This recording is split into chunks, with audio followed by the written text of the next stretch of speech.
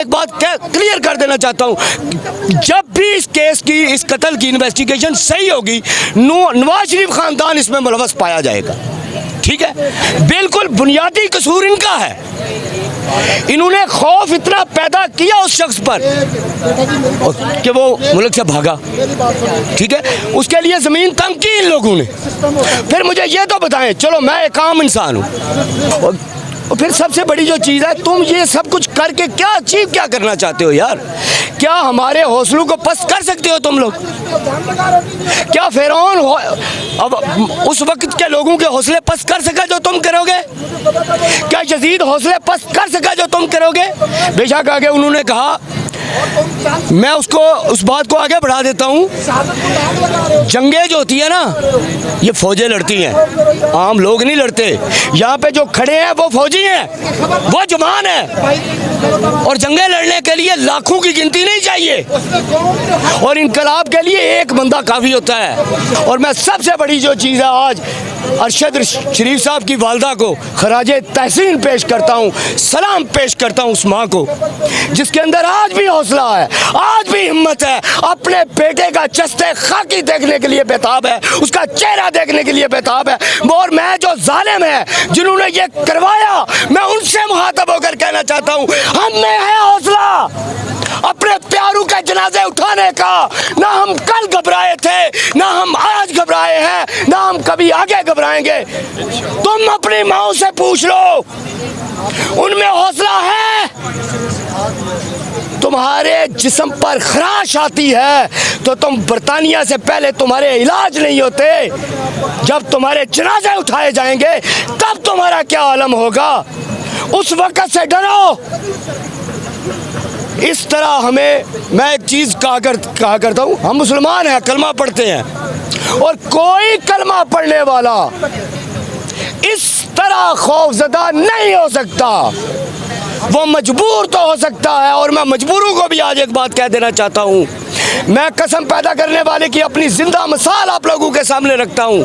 मेरे घर में पता नहीं, मैं एक दिन काम ना करूँ तो मेरे घर में राशन नहीं होगा, लेकिन मैं 45 साल हो गए मेरी ज़िंदगी, और आज तक यही हाल रहा। कब तक हम मजबूर रहेंगे? कब तक हम इन चीज़ों को अपनी ढाल बनाएंगे? और अगर इसी तरह इन चीज़ों को अपनी ढाल बनाते रहे तो हमारे बच्चे, हमारी जो आज की दी हुई गांठें हैं, उनको खोलनी पड़ेंगी मुंह से। हमें बोलना होगा, हमें लड़ना होगा, हमें जिस तरह ये चाहते हैं, जिस तरह ये चाहते हैं, जहां ये मैदान लगाना चाहते हैं, हमें उस तरह इनका मुकाबला करना होगा, हमें उस तरह लड़ना होगा।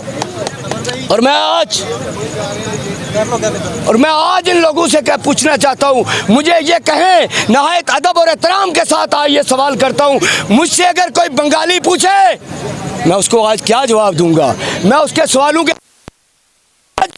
आज मुझसे अगर कोई बलोची पूछे, मैं उसके सवालों का जवाब दे सकता हूँ। आज कोई अगर मुझसे कबायली पूछे कि अब बताओ तुम्हारा क्या हाल है, क्या कहूँगा मैं उससे? आज कोई मुझसे महाजर MQM वाले, चाहे वो गलत है या सही, इससे कता नज़र, आज कोई मुझसे वो ये सवाल करे तो मैं क्या जवाब दे सकूँगा उनको?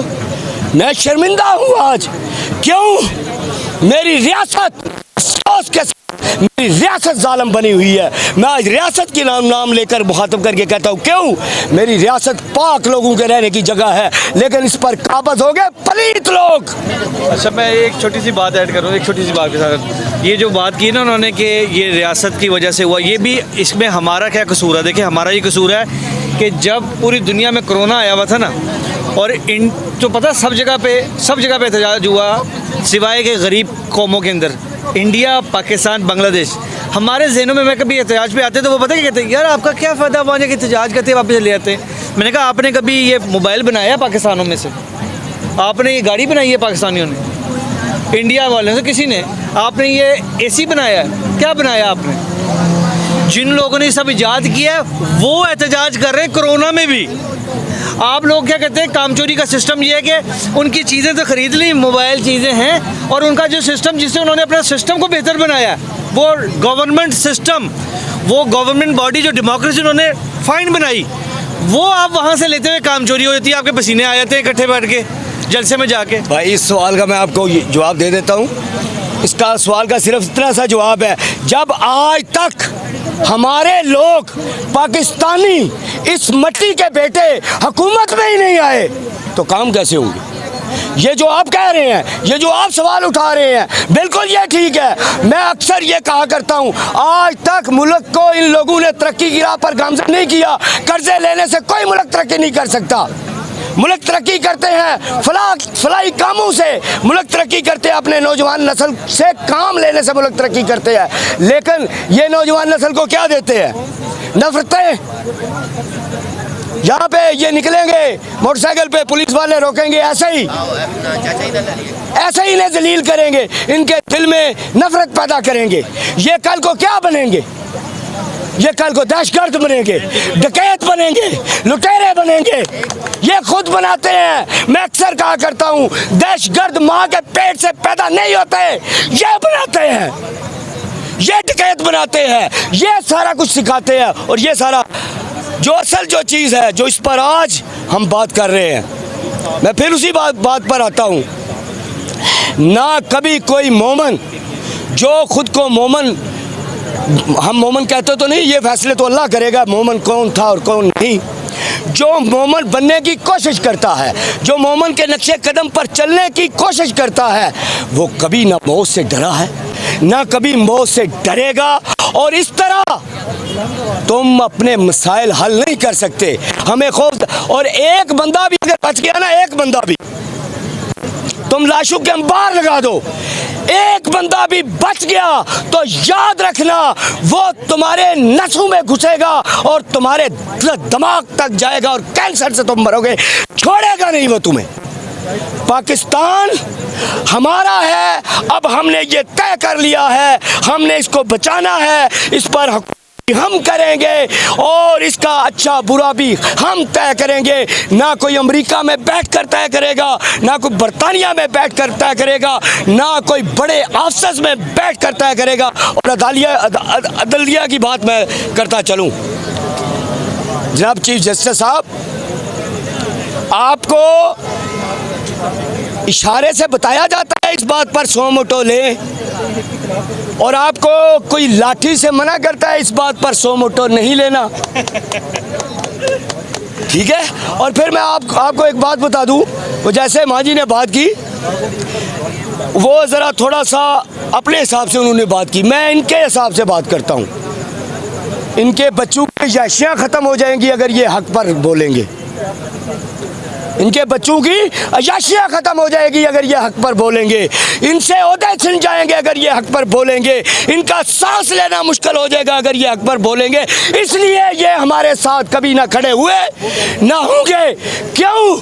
जो ईमानदार ही नहीं, जो ईमान पर पुख्ता ही नहीं, जो कलमा जिसको सीधा आता ही नहीं, वो कैसे इंसाफ करेगा, वो कैसे हमारा साथ देगा। यहाँ पर हजरत उमर फारूक जैसा चाहिए इंसाफ करने वाला, वो काजी चाहिए जिसने हजरत उमर फारूक को भी अदल के कटहरे में खड़ा कर दिया था। क्या इतनी हिम्मत है इनमें, जो मजबूर और बेबसी अपनी पेश करते हैं? तुम लोग हो। मैं जालिमों से मुहातब नहीं हूँ, जालिमों का एक इंजाम है, या उनसे के हाथों कत्ल हो जाओ या उनको कत्ल कर दो। मैं तुमसे मुहातब हूँ जो खुद को मजबूर कहते हैं। हमारे सबसे बड़े रोज़े बैशर वाले दिन मुजरम तुम होगे। और मैं अक्सर एक बात कहा करता हूँ, कूफियों को मुखातब करके, कूफियों के हवाले से, आप तारीख देखें, जब हज़रत हुसैन शहीद हो रहे थे, जो उनके साथ थे वो उनके साथ शहीद हो गए। खामोश तमाशाई जो बने रहे वो आज मातम करते हैं। आज जो खामोश तमाशाई बने हैं, हमारा क्या है, हम तो मारे जाएंगे, तुम मातम करोगे पीछे। इसके आगे मैं कुछ नहीं कहना चाहता। मैं सबको एक मैसेज दे देना चाहता हूँ कि आज वक्त है खड़े होने का। कौमें जाए अमेरिका में, जाए दूसरी कौमों में, वो एक कत्ल पर खड़ी हो जाती है। यार तुम कब खड़े होगे?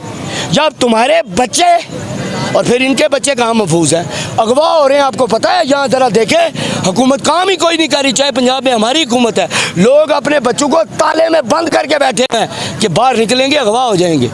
वो फिर भी बाहर खुद नहीं निकलते। और इससे आगे और क्या देखोगे तुम?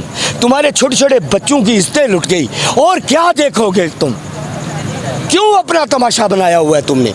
सिर्फ इसलिए तुम खुद को तकलीफ में नहीं डाल सकते। आज याद रखना, तुम अगर तुमने खुद को तकलीफ में ना डाला तो तुम अपनी आने वाली नस्ल को तकलीफ में डाल दोगे।